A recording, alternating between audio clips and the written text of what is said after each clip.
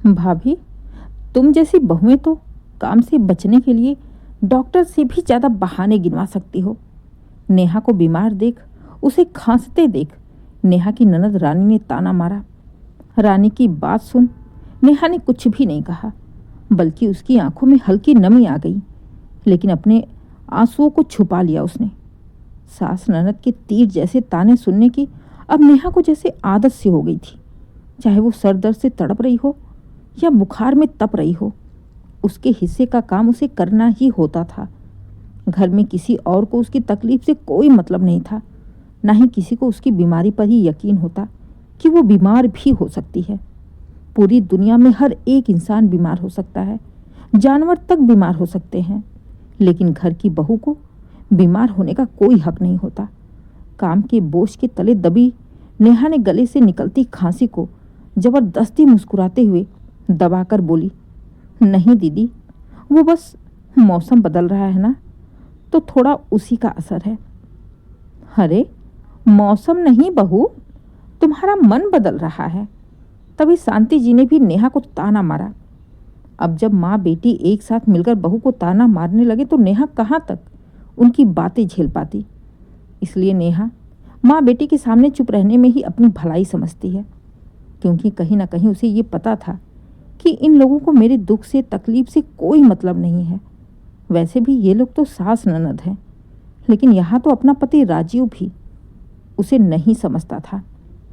वो रोज़ सुबह ऑफिस के लिए निकलता और देर रात घर लौटता, और घर आने के बाद शांता जी और रानी उसे अपने हिसाब से पूरे दिन की राम कहानी सुना देती, जिससे कि माँ और बहन की बातों में आकर राजीव नेहा की बातों को कभी अहमियत ही नहीं देता और उल्टा सीधा नेहा को ही सुना देता।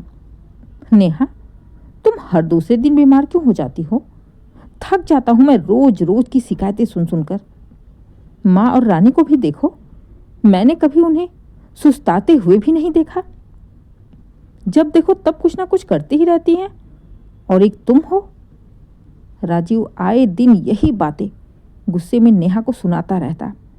बेचारी नेहा जितना सास ननद की बातों से नहीं टूटती, उतना तो पति की बातें सुन अंदर ही अंदर टूटती जा रही थी। लेकिन जवाब देना उसने सीखा नहीं था। ससुराल की इज्जत, पति का सम्मान, इन सबके बीच में वो खुद को दबा चुकी थी। एक दिन नेहा को तेज बुखार हुआ, शरीर कांप रहा था, लेकिन फिर भी वो रसोई में खड़ी रही। तभी रानी किचन में आती है और नेहा को पसीने से तरबर देख बोली, भाभी, इतना पसीना क्यों बहा रही हो? किसे दिखाना चाहती हो? बंद करो अपना ये ड्रामा और चुपचाप से मेरे लिए पराठे सेको। रानी अपनी माँ से भी ज़्यादा कड़कती हुई आवाज़ में हमेशा नेहा से बातें करती थी। नेहा ने बस इतना ही कहा, दीदी, मैं नाटक नहीं कर रही, मुझे सच में बुखार है।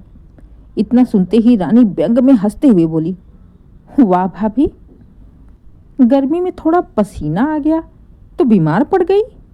बड़ी नाजुक हो भाई, लेकिन काम तो करना पड़ेगा, क्योंकि तुम्हारे आने से पहले हम भी जब बीमार होते थे तो भी काम करते थे। रानी की बात सुन नेहा बिना कुछ बोले काम में लगी रही। धीरे धीरे नेहा का बुखार बढ़ता ही गया।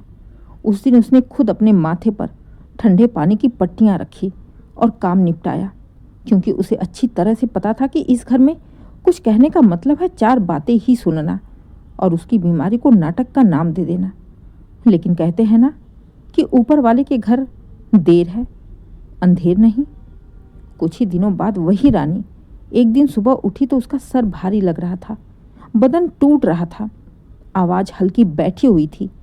बड़ी ही मुश्किल से उसने शांता जी से कहा, मम्मी, मुझे बहुत थकावट लग रही है, पूरा बदन दर्द से टूट रहा है, शायद अंदर से बुखार भी है।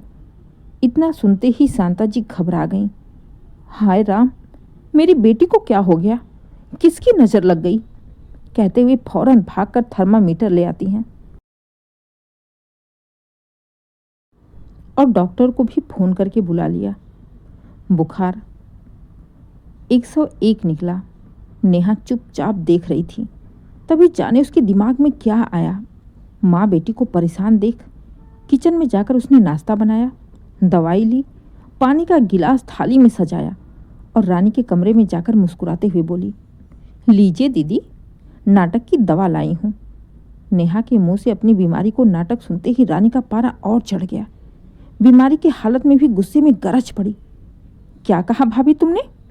मैं नाटक कर रही हूँ? रानी को गुस्सा देख नेहा मुस्कुराते हुए बोली, अरे दीदी, आप तो बुरा मान गई। आप भी तो मेरी तरह बीमारी का नाटक ही कर रही हैं ना। अब जब नाटक कर ही रही हैं तो अच्छे से निभाओ। लो, नाटक की दवा खा लो। मैं तो फिर भी आपके नाटक की दवा लेकर आई हूँ। आप तो वो भी नहीं करती।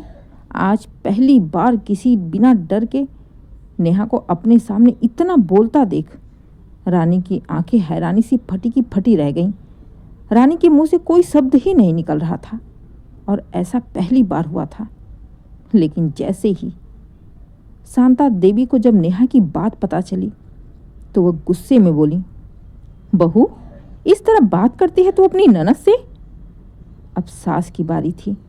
शांता जी की बात सुन नेहा ने फिर मुस्कुराते हुए बड़े ही शांति में जवाब दिया, माँ जी, जब मैं बीमार होती थी तो आपने भी तो यही कहा था ना कि मैं बहाने बना रही हूँ। अब जब रानी दीदी को सच में बुखार है तो क्या मैं भी वही नहीं कहूँ जो आपने मुझे सिखाया है कि कैसे किसी की बीमारी को नाटक का नाम देते हैं? आप भी हैं, है या नहीं? आज तो नेहा का एक अलग ही रूप देखने को मिल रहा था, दोनों ही माँ बेटी को। फिलहाल तो नेहा की बातों का कोई भी जवाब नहीं सूझ रहा था शांता जी को कि वो बोले तो बोले क्या। और कहीं ना कहीं ये भी मन में था कि आज जाने बहू को कौन से भूत ने पकड़ रखा है। आज तो ये अलग ही रूप धारण की है। इसलिए चुप रहने में ही शांता जी ने अपनी भलाई समझी। और वैसे भी कोई अपने मुंह से अपने आप को गलत कैसे बोल सकता है। शांता जी को कुछ नहीं बोलता देख नेहा ने कहा, क्या हुआ माँ जी? नहीं है ना कोई जवाब मेरी बातों का आपके पास? माँ जी, जब तक खुद पर ना बीते तब तक दूसरों का दर्द नहीं आता किसी को समझ। उम्मीद है इतने में ही आप दोनों को समझ में आ जाए तो अच्छा है, क्योंकि अब मैंने अपने आप को बदल लिया है। इतना तो मैं अच्छे से समझ गई हूँ कि अगर आप झुकोगे तो दुनिया आपको झुकाएगी। कहते हुए नेहा जैसे ही जाने लगी तभी दरवाजे पर सर पकड़े राजीव भी आता दिखाई दिया। माँ, माँ, मेरे सर में बहुत दर्द हो रहा है, मुझे एक दर्द की गोली दे दो। और नेहा, मेरे लिए एक अच्छी चाय बना दो। राजीव को देख नेहा ने पहले सोचा कि चाय बना दूं, लेकिन फिर कुछ सोचते हुए उसने कहा, लो, आ गए एक और नाटक की दुकान। क्या नाटक की दुकान? नेहा की बात सुन राजीव ने कहा, ये तुम क्या बकवास कर रही हो? जाओ चुपचाप से मेरे लिए चाय बना कर लाओ। चाय? लेकिन क्यों राजीव? चाय क्यों चाहिए तुम्हें? नेहा की बात सुन चिढ़ते हुए राजीव ने गुस्से में बोला, क्योंकि मेरे सर में दर्द है। दर्द? नेहा मुस्कुराते हुए बोली, लेकिन राजीव, तुम्हें दर्द कैसे हो सकता है? यहाँ तुम्हारी बहन बीमार हो गई, वहाँ तुम्हारे सर में दर्द होने लगा, ऐसे कैसे? तुम लोग तो बहुत कामकाजी हो ना, जब देखो तब काम ही करते रहते हो। फिर तुम लोग बीमार कैसे हो गए? नेहा की बेतुकी बातें सुन राजीव का गुस्सा और भी बढ़ गया। वो चिढ़ते हुए नेहा के ऊपर चिल्ला पड़ा, नेहा, तुम्हारा दिमाग तो ठीक है, किसी की तकलीफ तुम्हें दिखाई नहीं देती? समझ में नहीं आ रहा एक बार में बात?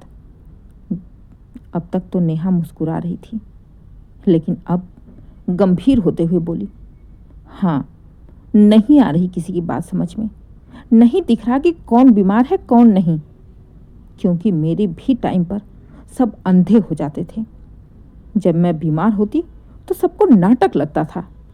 कोई गलती से भी मुझे पूछने नहीं आता कि तुम्हें क्या दर्द है, क्या तकलीफ है, तुम्हें क्या दवाई चाहिए, क्या नहीं चाहिए।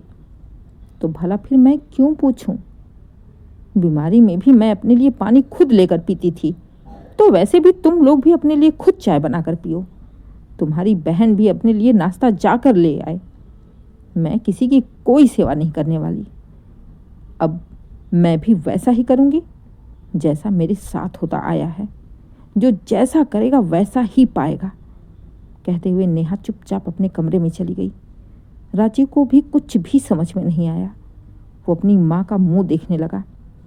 लेकिन अब ये बात तय थी कि आइंदा से फिर कभी उसकी बीमारी को नाटक का नाम देने से पहले ये लोग कम से कम 100 बार सोचेंगे ज़रूर।